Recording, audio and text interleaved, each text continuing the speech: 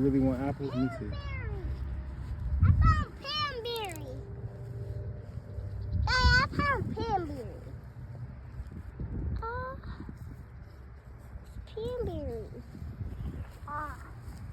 This is Yante. Dad, we need it.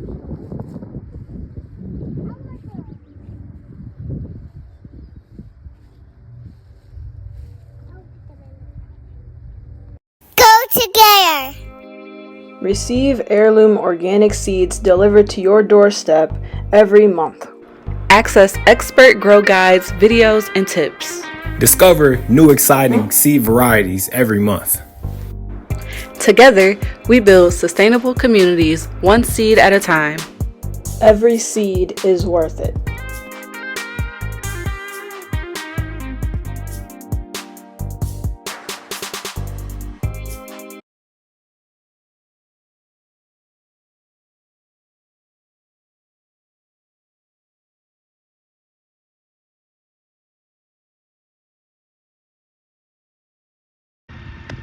So one thing I learned as a homesteader is that plans change all the time. I learned this very early on in my process. So when we first moved and got our larger area of land, so we have 5 acres. When we got our 5 acres, our mind was heavy. Like, let's go make a 1 acre plot and plant in it. And we didn't realize how much work that would actually take. And so we're still doing our garden out in our field, where we're gonna have a larger plot and we're gonna work on that together and with our community. However, I wanted to go back to my original way that I garden, which is in pallets. And so my top reasons that I love to garden with pallets is because, one, pallets are free. You can find them behind all kinds of different stores. You can find them on Facebook Marketplace. They're free. I love gardening at a cheaper cost. Second, I feel they are sustainable.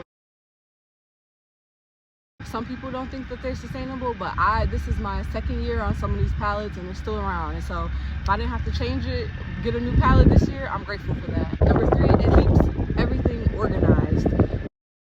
So when you plant out in the field, or just like with a plot of land, you have to make your rows and then you have to space things. And so my pallets come with little slots already where it kind of creates its own like spacing and rows for me. And so that's why I love to keep it organized. It keeps my mind a lot less clouded with trying to figure out where everything goes. My 4th reason that I love gardening in pallets is just because it's easy. Some people don't think it's easy because you have to bend over to garden, but it's a nice workout for me. So I guess that goes into number 5. But it gives me the chance to be physical and active. And pallets have some weight to them, so you gotta lift them up and move them around, and it keeps me nice and healthy and active. They don't require that much soil to fill up.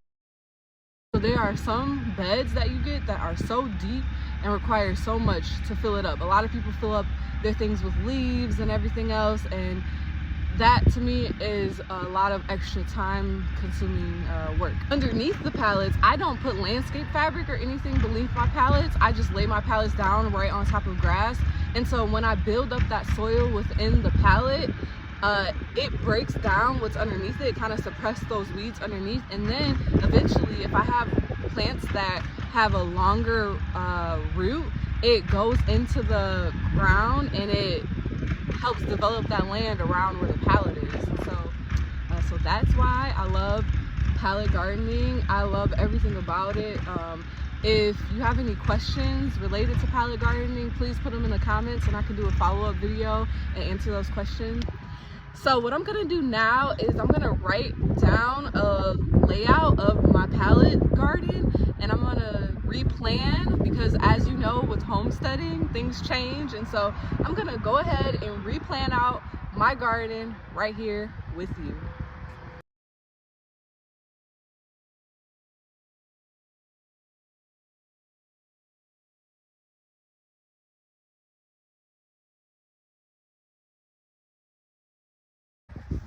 How they say when they're doing lab work, what they say? Experiment 1. Tough subject. Experiment 1. Test subject 1, the tick, and the tick all spray. But as you can see, he is out of there. This was made, handcrafted from our homestead for you. Called tick. You feel me? Look. Thank you, Marley. And here it is in this bottle right here. We got some cedar in there and a couple other things in there. Look at him. He out of there. Gone. You see, I got the cedar in my hat. I got the cedar in my hat. Tell the ticks get back. So yeah, there you have it.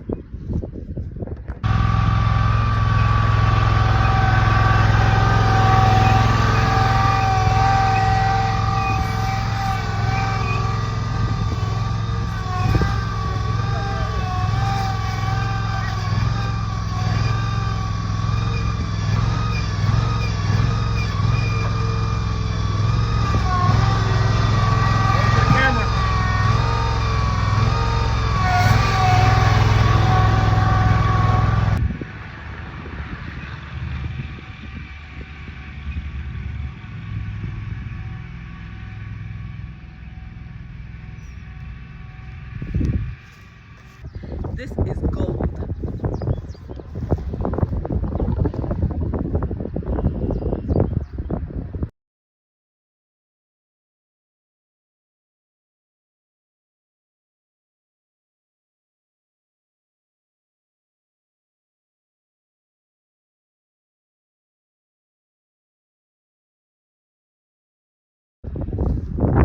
And so this is the difference. This is from our most recent compost pile, and this is from our compost that has been sitting in the back. So tell the difference. This is like more of that dusty, like it crumbles, like it doesn't seem like it's that much nutrients. This is like, you can tell there's worm castings in here. You should let your compost pile sit for a while before putting it in your bed.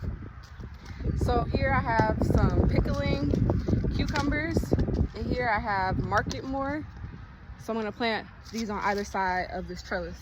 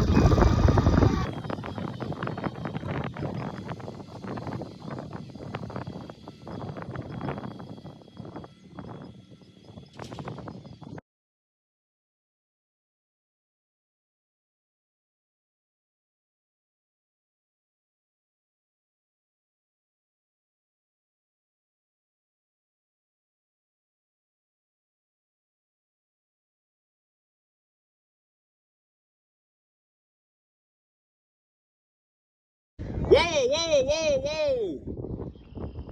I gotta be wife hydration manager. She gotta get more hydrated while we out here in this garden. So before she move that wheelbarrow, she need to sip worth every slurp.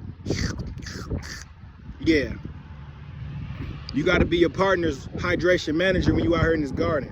One thing about participation is that in order to be effective, you gotta implement the right processes and systems in play in order for it to be abundant. You feel me? You feel me? So yeah. What you using that compost for? Man, we gotta hear that tire up. It'd be so much easier to move that thing around. It's still a little wet then. Oh, up in your bricks. She gonna plant sunflowers in the outside? In the inside, so sunflowers on the inside, zinnias on the outside. Nice. rating moving soil into the wheelbarrow, what would you rate this on a scale of 1 to 10 for a workout? 9. A 9? Yeah, I would agree. It's definitely a good workout. You got to use them legs, girl. Go and dip. Don't arch that back. Dip them legs. Don't arch that back. Don't dip them legs. I did yoga yesterday. Yoga really helps with keeping my body feel loose. Good. Yoga is amazing. She done got her shovel. Don't dip that back. Don't drip them legs. Yeah. Show me what you got. What you got? Radishes, 2 different kinds. Watermelon radishes are my favorite to have with hummus. Delicious. And then these are the other radishes. Sometimes these get very, very spicy. You gotta harvest them on time. This will say 28 days. 28 days to harvest? This is mine, guys. And I will build yours. It says, oh, 15. Yeah, 28 days.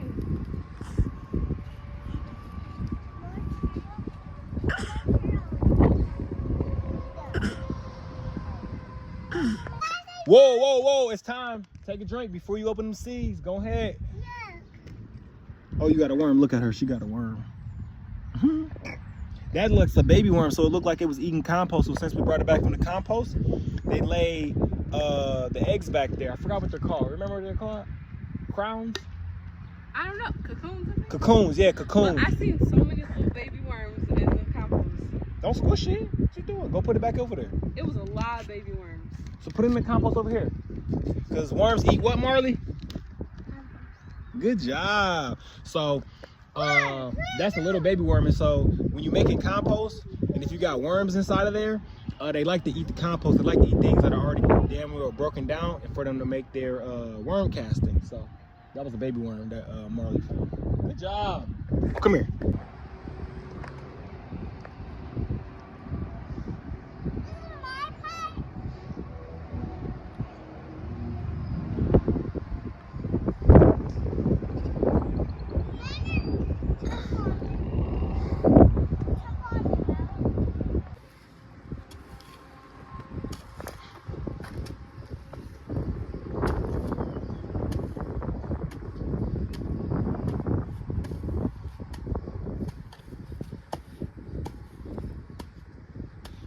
Oh, like some parsley right there in the front of that. Or to, oh, actually, that's strawberries? That way, to the south. I think this is like parsley. You can do plant ID.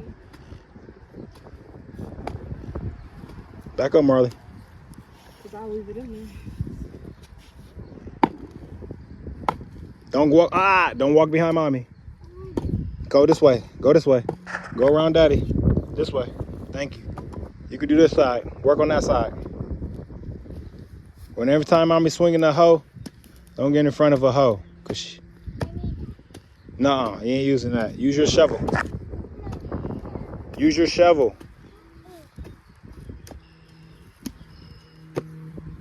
Marley.